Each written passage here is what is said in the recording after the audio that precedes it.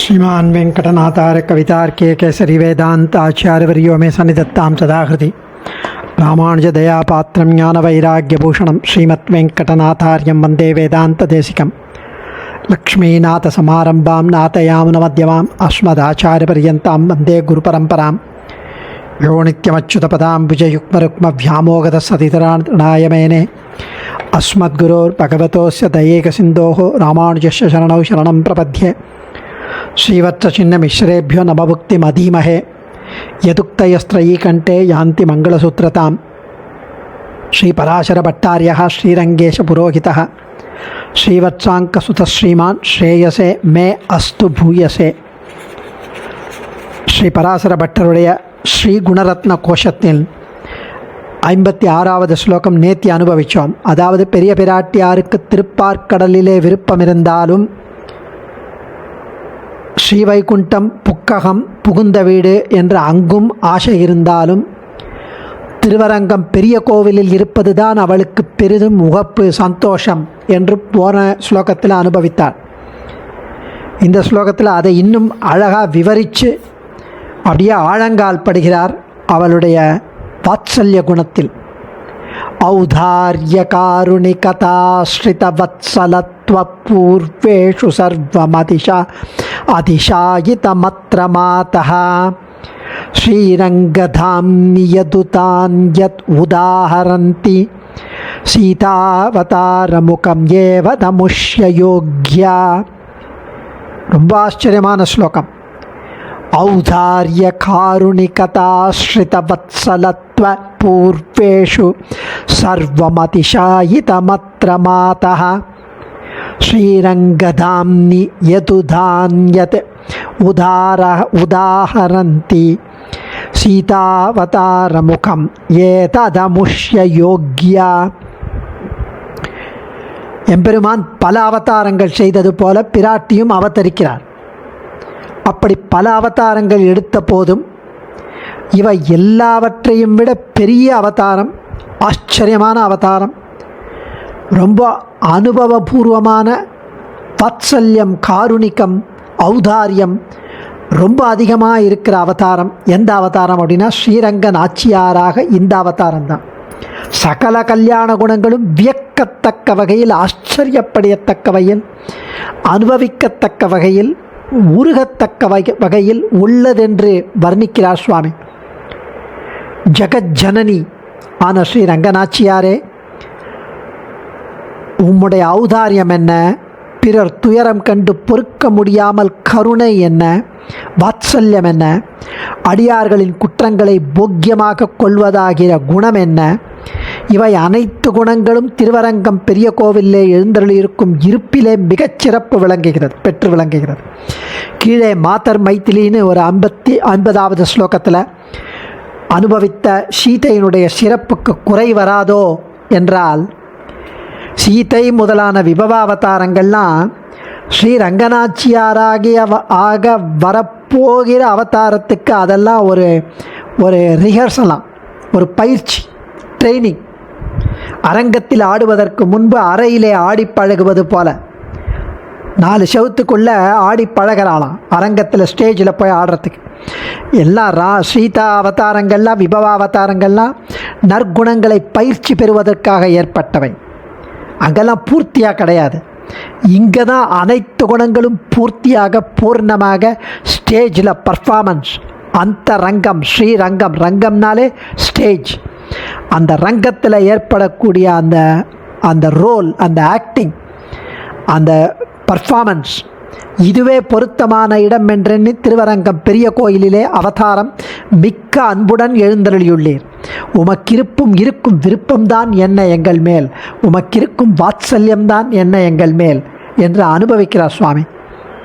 ஔதார்ய காருணிகதாஸ்ரித வத்சலத்வ பூர்வேஷு சர்வம் அதிஷாயிதமத்ர மாதः ஸ்ரீரங்கதாம்னி யதுதான் யத் உதாஹரந்தி சீதாவதாரமுகம் ஏததமுஷ்ய யோக்யா.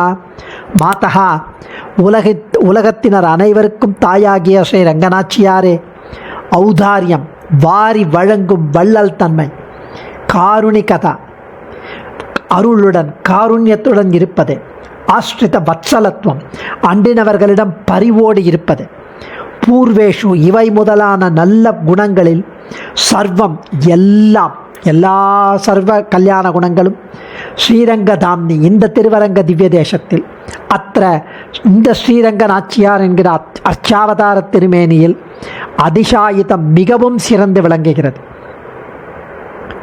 உத மேலும், உதாஹரந்தி உத மேலும், அந்யத் இந்த அர்ச்சா திருமேனியை விட வேறாக, யத் யாதொரு சீதாவதார முகம், சீதை பிராட்டியாக அவதரித்தது போன்றவைகளை முதலானவைகளை, உதாஹரந்தி இதிகாச புராணங்களை கொண்டு சான்றோர்கள் எந்த அவதாரத்தை பற்றி சொல்லுகிறார்களோ, ஏதத் அவைகளெல்லாம், அந்த அவதாரங்கள் எல்லாம் அமுஷ்ய யோக்யா, அமுஷ்ய இந்த அர்ச்சை நிலைக்கு யோக்யா பயிற்சி, ட்ரைனிங். விபவாவதார நிலையாகிய ஸ்ரீ சீதா ருக்மிணி பிராட்டி முதலான நிலைகளில் பிராட்டியின் நிலைகளை விட இங்கு ஸ்ரீரங்க திவ்ய தேசத்தில் ஸ்ரீரங்கநாயகியாக அர்ச்சையில் சேவை சாதிப்பதுவே சிறந்த விஷயம். இதுதான் இங்கு ஔதாரியம், கருணை, அண்டினவர்களிடம் பேரன்பு முதலானவைகள் மிக அதிகம்.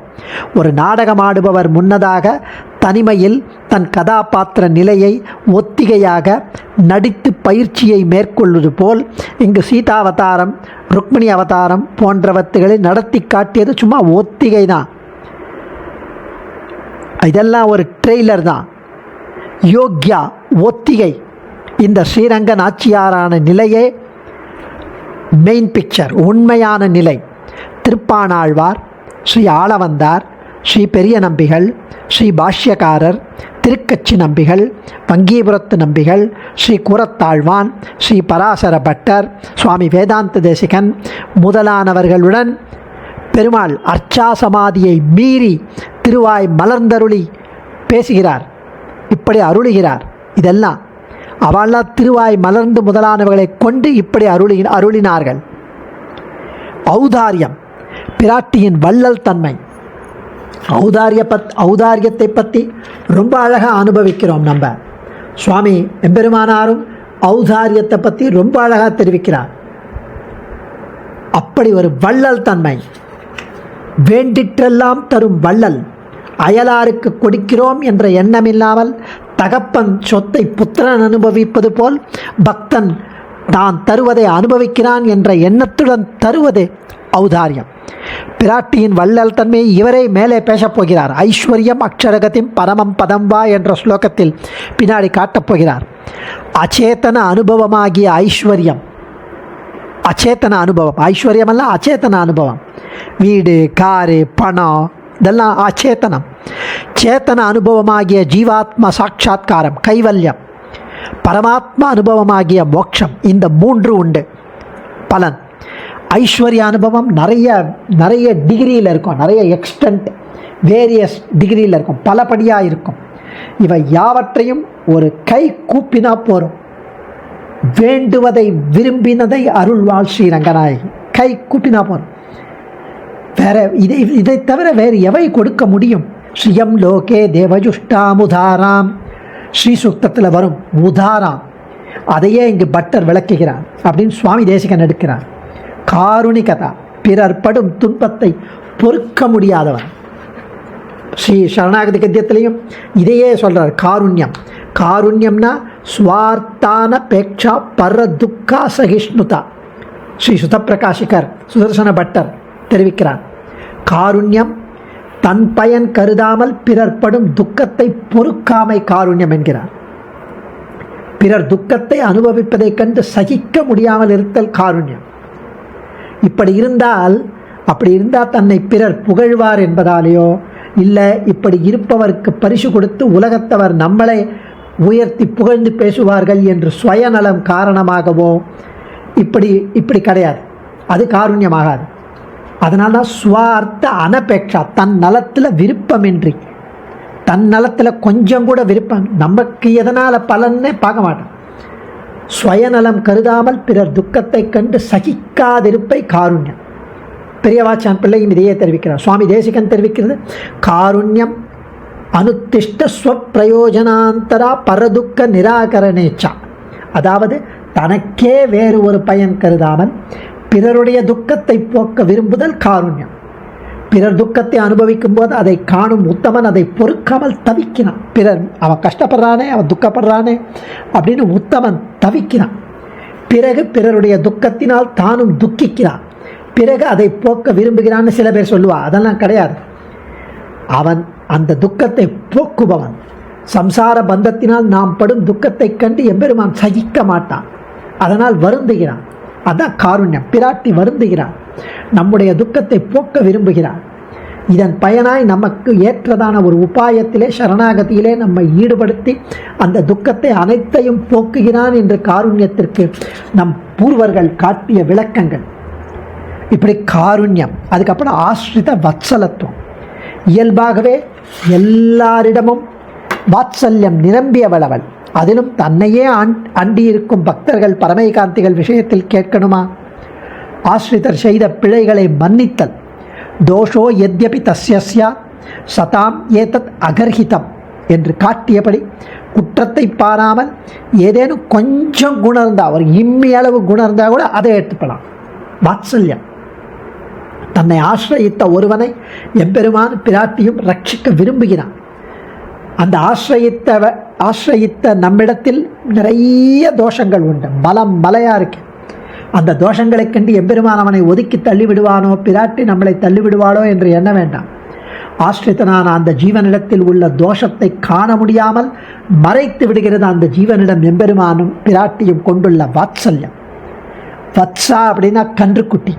ஒரு பசு கன்றுக்குட்டி மேலே இருக்கிற அந்த அந்த அன்பு, அதுலேருந்து வந்தது வாத்சல்யம். அதுதான் பிராட்டிக்கு நம் பேரில் இருப்பது, பெருமாளுக்கு நம் பேரில் இருக்கிறது. குணம் நாடி குற்றமும் நாடி அவற்றுள் மிகை நாடி மிக்க கொளல்னு வள்ளுவர் சொல்றார். குணம், ஏதாவது சின்ன குணம் இருக்கான்னு பார்க்கணும். குற்றம் இருந்ததுன்னா அதை ஒதுக்கிட்டு குணத்தை மாத்திரம் எடுத்துக்கணும் என்று பொய்யாமழிக்கும் இதுவே கருத்து.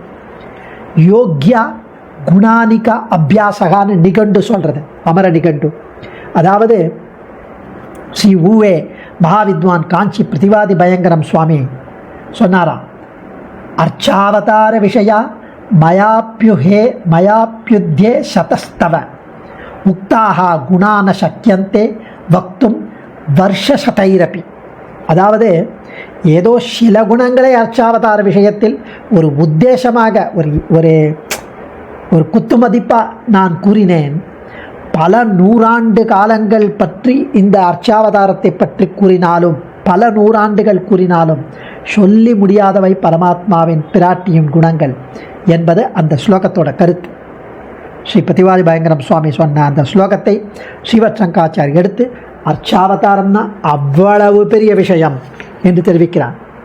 அதாவது அர்ச்சாவதாரம் நமக்கு வெகு தூரத்தில் இருக்கிறதுன்னு சொல்லிவிட வேண்டாம், பக்கத்தில் திருஷ்யத்தே ரங்கமத்தியேங்கிறார் பகவத்யான சோபானத்தில் வேதாந்த தேசிகன். ரங்கத்தின் நடுவில் ஸ்ரீரங்கத்தில் நடுவில் நம்மலாம் பார்க்கறதுக்கு ஏற்ற மாதிரி அந்தர்ஜோதிக்கு மபியமினாம் அஞ்சனம் யோக திருஷ்டே சிந்தாரத்னம் சுலபமிகன சித்தி மோக்ஷானுரூபம் தீனாநாதன் வியசனசமனம் தெய்வதம் தெய்வதானாம் திவ்யம் சற்றுஸ்ருதி பரிஷதாம் திருஷ்யத்தே ரங்கமத்தியே. இப்படி வேதாந்தங்கள்லாம் கஷ்டப்பட்டு தேடி யோகிகள்லாம் தங்கள் மனசில் தியானித்து அப்படிப்பட்ட சர்வேஸ்வரன் இங்கே நம் கண்ணுக்கு நேக்கெட் ஐயில் பார்க்குற மாதிரி சங்கத்தின் நடுவில் இருக்கானே, எவ்வளவு வாத்சல்யம்! இந்த அவதாரம் அர்ச்சாவதாரம் எடுப்பதே அந்த வாத்சல்யத்தின் குணத்தினால தானே அப்படின்னு அனுபவிக்கிறார். அடியேன் தன்யோஸ்மி. கவிதார்க்கிக சிம்ஹாய கல்யாண குணசாலினே ஸ்ரீமதே வெங்கடேஷாய வேதாந்த குரவே நமஹ.